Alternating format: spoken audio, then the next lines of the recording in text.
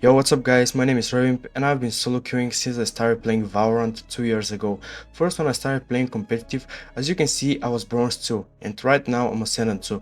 After more than 2 years of solo queuing, I can explain to you what agents to play, how to carry your team and how to ignore your teammates if they are toxic. If you want to learn everything about playing alone in competitive, make sure to watch the entire video and now enjoy. If I started my journey all over again, I would probably play the same way that I used to. When I was bronze 2, I really enjoyed playing duelist and I had a very good stats for someone who never played first person shooter before.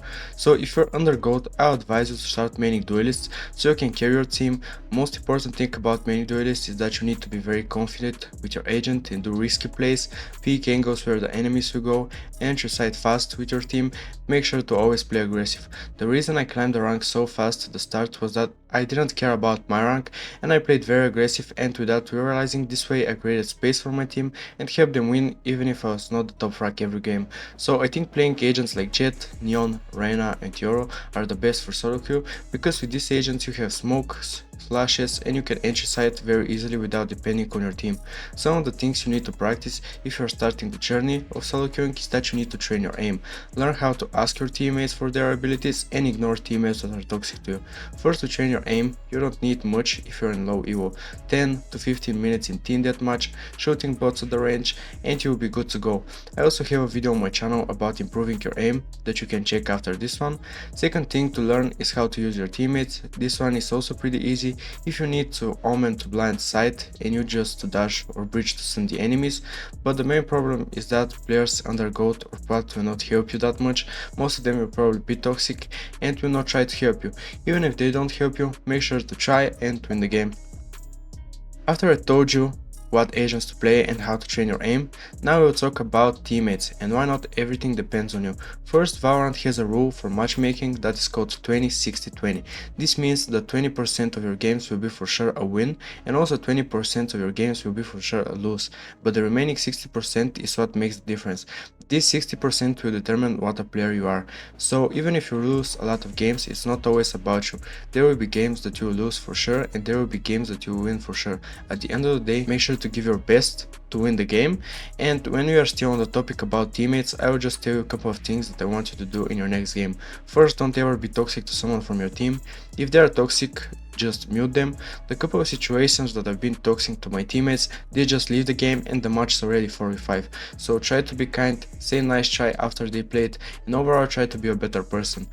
When you start your journey, you will see crazy things. People screaming on their mics, trolling rounds, getting the spike and staying hit base for the entire round. This is just a couple of the things that I've seen in competitive. So move on, don't pay so much attention on this game and don't care if you lost RR. There was nothing you could have done about it. Biggest mistake I've done while trying to climb the ranks was that I watched how pro players played and people in higher ranks.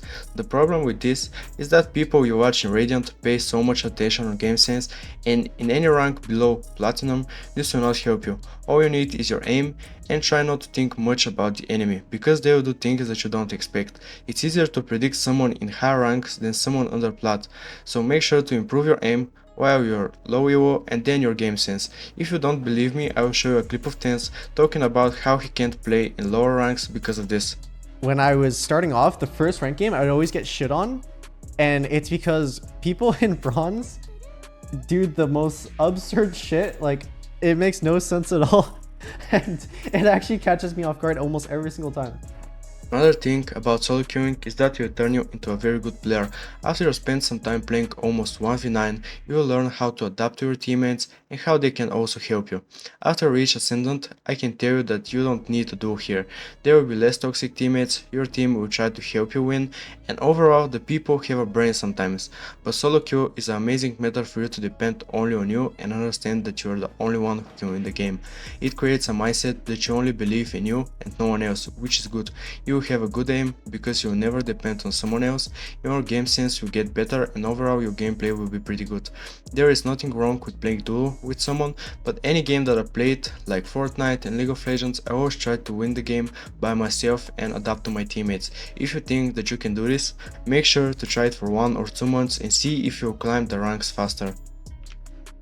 One thing that really helped through my journey was that I watched a lot of guides on YouTube about how to improve my aim, how to get a better crosshair placement and how to peek. I also have some videos like that you can check, but make sure to watch guides and tutorials and try to always improve. When I first started, I had this mentality that I thought I don't need tutorials and I'm just good to the game, and this is completely wrong. You can learn a lot from people that was in your situation before. I will give you some things that you need to learn and you can find them pretty easily on YouTube. Map knowledge. Many guides cover specific map details including callouts, command angles and strategic positions. Understanding maps is crucial in Valorant. Also learn about game mechanics. You can learn about the movement techniques, crosshair placement and aiming tips from experienced players. Also check the patch updates to understand which agents are the best right now, and you can also learn about economy management to understand when to buy, save and force. Ultimately, watching YouTube guides can be a valuable supplement to your learning process in Valorant, but it should be a part of a broader strategy for improvement that includes actual gameplay and practice. Know it's going to be hard at first, but don't give up and continue playing the game. I hope that you get your dream rank one day. If you have any recommendation about solo queuing and how to improve, make sure to leave them in the comments. This way you help other players improve in Valorant. So yeah guys, I hope you enjoyed this video. Make sure to like and subscribe for more content like this, and I'll see you in my next video. See ya!